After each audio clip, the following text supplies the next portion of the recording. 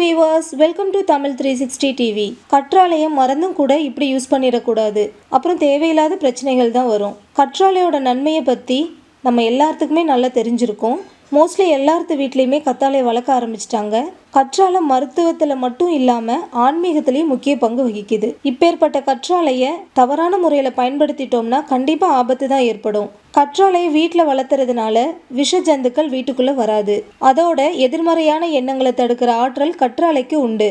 கற்றாழையை பொறுத்தவரை நம்ம செய்யவே கூடாத 2 தவறுகள் என்னென்ன அப்படின்னா, பிஞ்சு கற்றாழையை எப்பவுமே தவறி கூட நம்ம யூஸ் பண்ணக்கூடாது.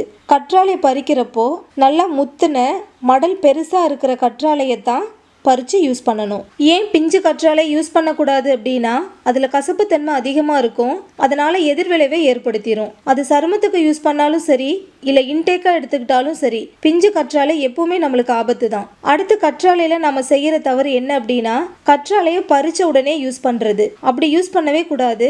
கற்றாழையை பறித்து கொஞ்ச நேரம் அப்படியே வச்சிடணும். இந்த மாதிரி செய்கிறப்போ இதிலிருந்து வர்ற அந்த மஞ்சள் திரவம் எல்லோ ஃப்ளூயிட் முழுசாக வெளியில் வந்துடும். இந்த ஃப்ளூயிட் நம்ம சருமத்துக்கு அலர்ஜியை தான் ஏற்படுத்தும். எப்போவுமே கற்றாழையை பறித்து ஒரு 30 நிமிஷம் ஆகணும் இந்த ஃப்ளூயிட் எல்லாமே வெளியில் வர்றதுக்கு.